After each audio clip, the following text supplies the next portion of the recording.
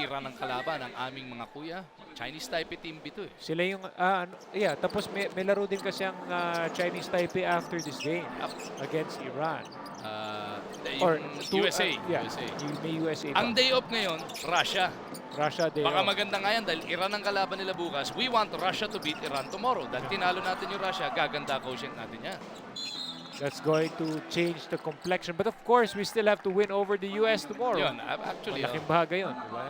So 3 o'clock na nga po, Russia, a well-rested Russia, hindi man well, pero coming off a one-day break, Russia take on Iran, who will be playing in the last game tonight. I'm expecting Russia to come out more rugged than they were against the Philippines. Although ang Iran, ang dami rin nilang mga mga wrestler eh. So siguradong wrestling match yan. Mga kalaban sa Taken, eh, no? Oh. Yung players ng Russia, eh. Ayun na Mga nga, bodyguard ng kalaban. Taken 1, Taken 2, Taken 3. Ryan Mills. 46-39 ang nasa ating talaan. 7 puntos nga po ang abante rito ng Japan. Korea going to the long ball, misses. At doon sa loose ball recovery, merong foul na ipinito dito kay Kim. Nakita mo, itong Korea, at this point, you know, they have not found their shooting touch for the first 3 quarters of the game. A good news for Japan, but yun nga lang, the bad news is they're giving up too many offensive rebounds and putbacks sa Korea. And yan ang pwede maging susi para ma-recover ang tunay na laro ng South Korea. May mas llamado pa Japan dito kaysa sa gilas nun dahil sila lamang dito. Gawin mong siyam after that beautiful up and under mula kay Furukawa.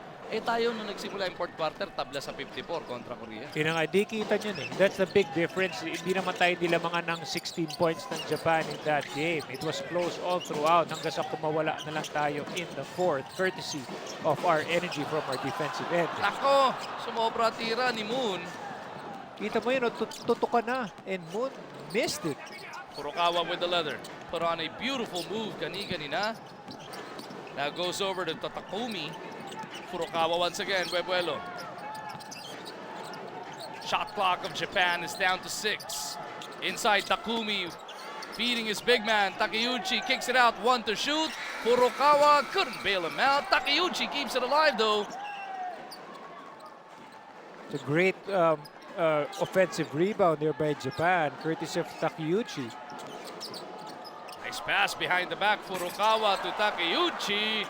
And Japan is once again up by 11 points. You know, they're playing with so much confidence. Kitang-kita mo yung behind the back pass. They're playing a lot loose compared to their previous games.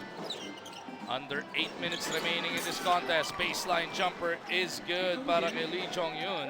Lee Jong-yun is also a great post player. Kita mo, magandang matchup pinakikita natin between the 2'6'9" players, Takeuchi and Lee. Napakita rin ito ni Lee Jong-yun na meron siyang range from 18 feet. Dahil yung isa nga si Lee Jong-yun hanggang 3-point line yun. Nice fake off the spin. Takeuchi catching fire. It's a Kobe-like move.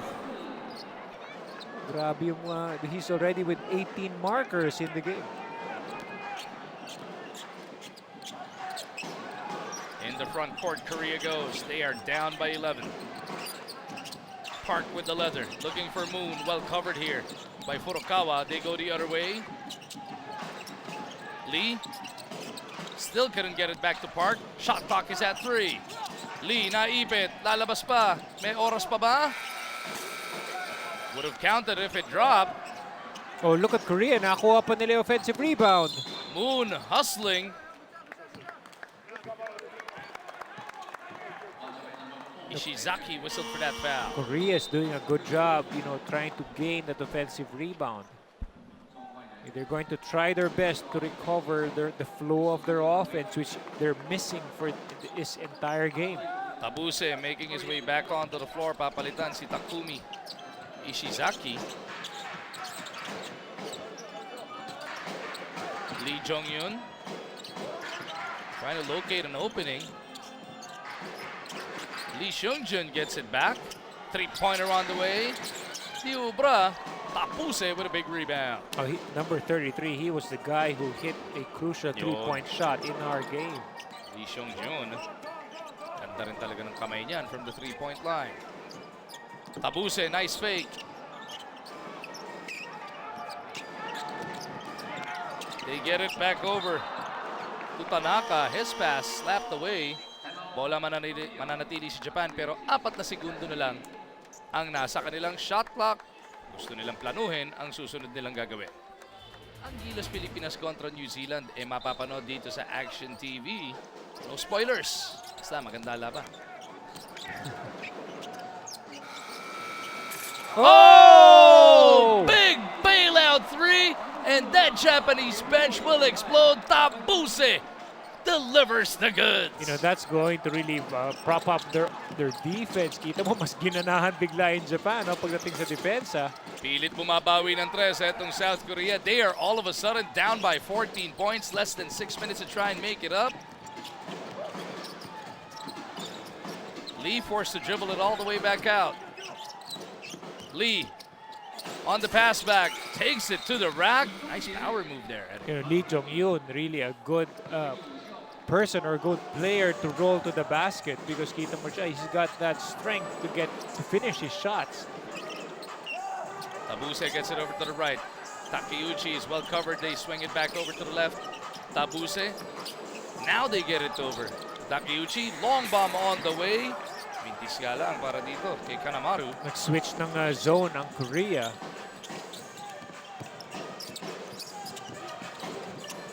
Down the middle, Lee Jong-yun gets that basket. May kasama pang foul. Korea is going to try to make a run at this point. Nag-switch sila, biniiba-iba nila yung kanilang defense and see what will throw off the Japanese team. Nice look away, ano? Para bumuka pa ng bahagya yung depensa. And South Korea is bleeding for every single point they can get their hands on. They look to mount a comeback late in this contest. Timeout muna tayo. Every game definitely napakabigat ng implications, lalong-lalo na. Last 2.5 days na lang tayo sa Jones Cup. Yeah, for the past couple of years, naging ganun yung dikitan yung team standings. Wala talagang team yung kumakawala all throughout. Ang bigat naman kasi, no? Dahil sunod-sunod nga laruan. This tournament only lasts 9 days. And on those 9 days, merong 8 game na ilalaro. Depende na kung saan makuha yung bye day mo. Which in our case, para sa Gilas Pilipinas, yung first day tayo nag-day off. Hindi natin masyado naramdaman yun eh. No? Yung bye day, it really didn't help us much because that was just the start of the tournament. Pero wala, ganun talaga ang scheduling. Minsan, even in FIBA international competitions, ganun din yung mga pwede maging schedule mo. Kung tayo nga, 6 na puntos pa lang ang naiambag para dito sa Korea.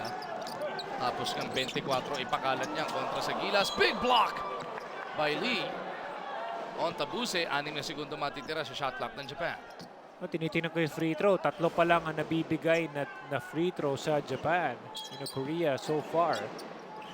Hindi ganun ka-aggressive on defense. But they continue to hold this 9-point lead. Tabuse looks to push it to double digits. Sneaky shot, hindi ubra. Rebound ni Moon. 4:40 now remaining in this game. Can Japan hold off South Korea? Can they finally break into the win column? That will help. A turnover by Moon. Furukawa with that steal. Long bomb on the way. Pasok yan para dito kay Kanamaru. I was about to say it was a bad shot, but he took that with a lot of confidence. 8 points in the game para dito kay Kosuke Kanamaru. That's good enough for a 12-point lead para sa Japan. Moon almost lost his footing. Pupunta sila kay Kim Tae-sul. Lee for 3. In and out. Moon with a rebound to score only his 8th point. Gagalit si Moon because so far 2 possessions sa kanya. Malamya yung kanyang pagkakakuha ng bola. But in that last play, he was still able to get an offensive rebound and a putback. Furukawa with the leather. Gets it over to Tabuse. They look to attack the interior. Pero ganda ng depensa ng Korea. They're forced to kick it back out. Kanamaru with the leather, 4 to shoot. To Tabuse. Somebody's got to throw it up. Tabuse down the lane, puts it up. Tumama sa rin yun. Moon with a rebound. Here comes Kim Tae-sul. All the way to the hole. 2 free throws parating para kay Kim. Well, from my angle, it looked clean. You know, that was a good challenge right there off a layup. I don't really see. Tingnan natin dito. I think they were calling it with that left arm. On the chest. Oh, the chest. Yun yung nakita ng officials. Kanemaru slapped with that personal. Kim Tae-sul needing to make both of these free throws to keep Korea within striking distance in the final 3:22. Coach Jin Dongguang hindi natutuwa doon sa laro niya no? Ni Moon. Tae-sul calmly sinking the first.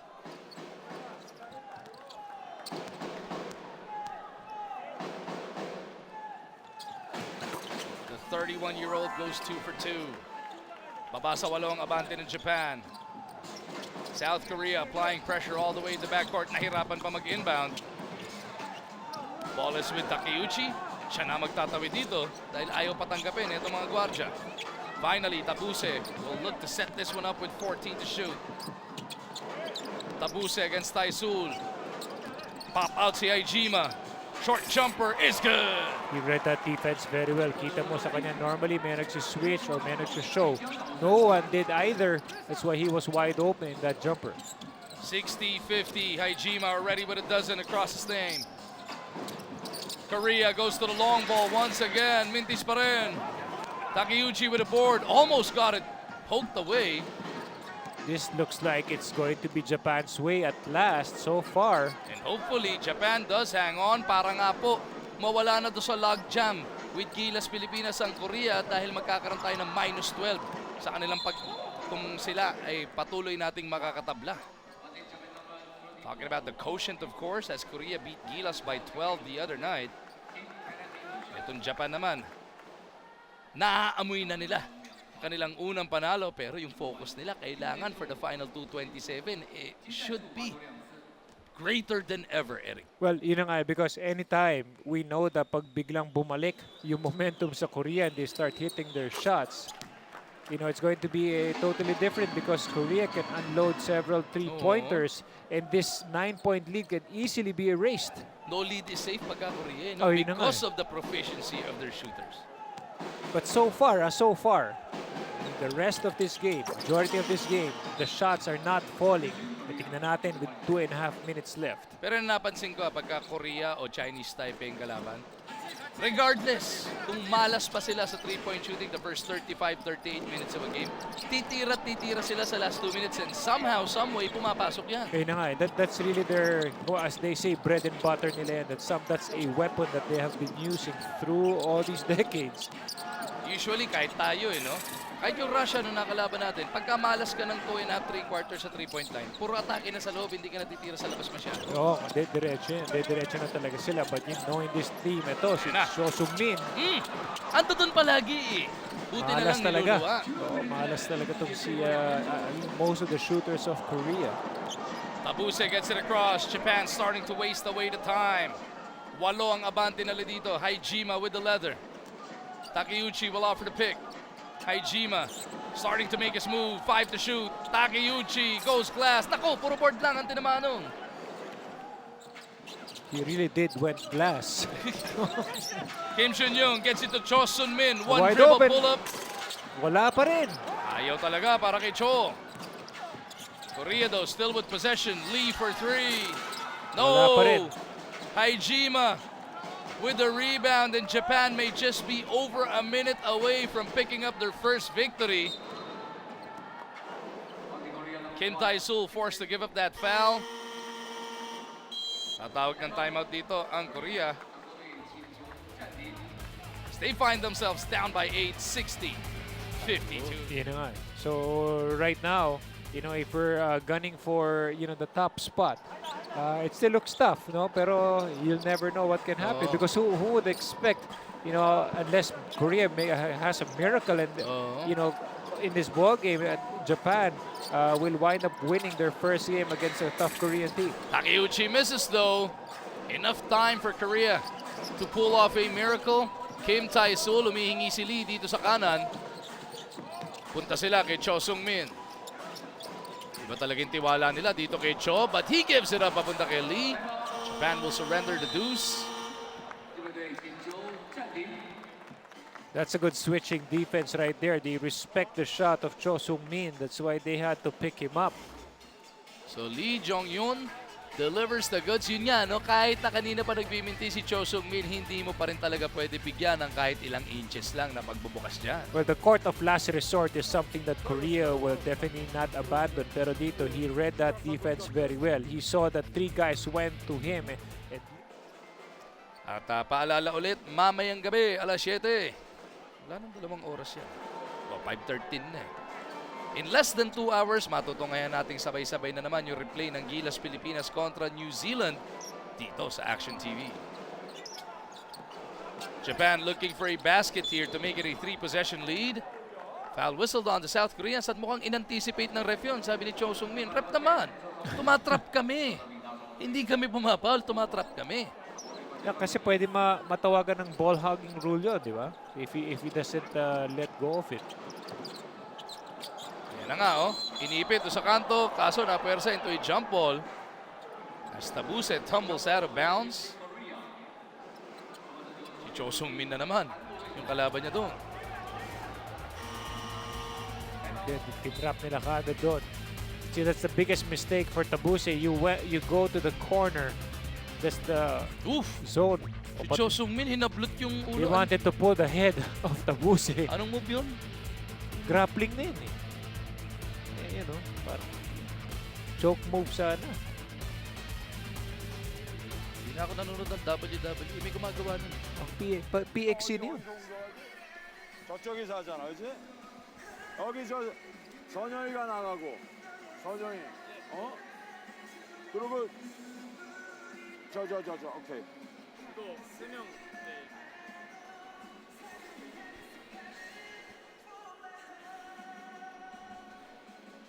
돌아 나오잖아. 얘 가고 거기 돌아 나와서 이렇게 가지고 그다음에 이거야.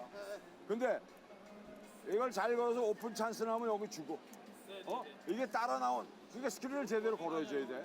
여기 쓸 거예요? 아니야. 여기 쓸 거예요. 이렇게 나. 그다음에 넌 여기 위에서 스크린 거란 말이야. 현민이 형이 공 잡으면 2대2. 현민이 형이 이렇게 나와서 잡으면 제가 못 가면 2대2. 곧바로 2대1 연결시키면 돼. Ang sabi, Eric, ano raw diskarte rito? sabi na. Pag-screen doon sa kaluwa.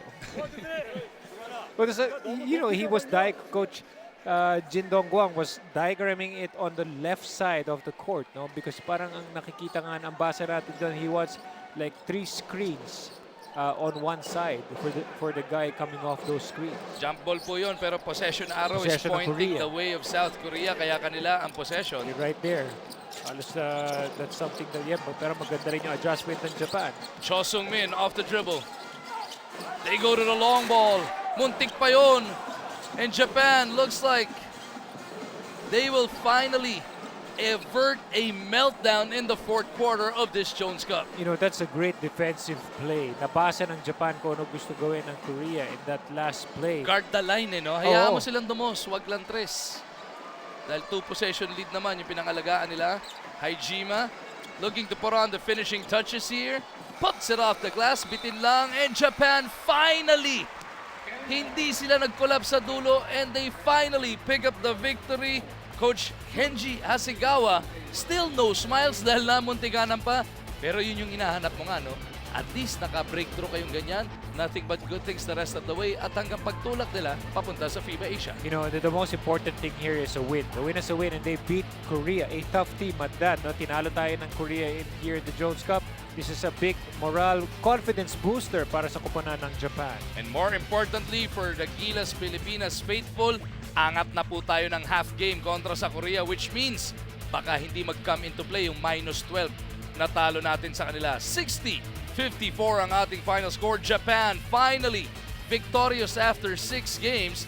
Sa ngalan po ni Eric Reyes at ng buong team natin dito sa Sports 5, Mag-Umarjo, nagpapasalamat sa inyong panonood. This has been a Sports 5 presentation of the 2015 William Jones Cup.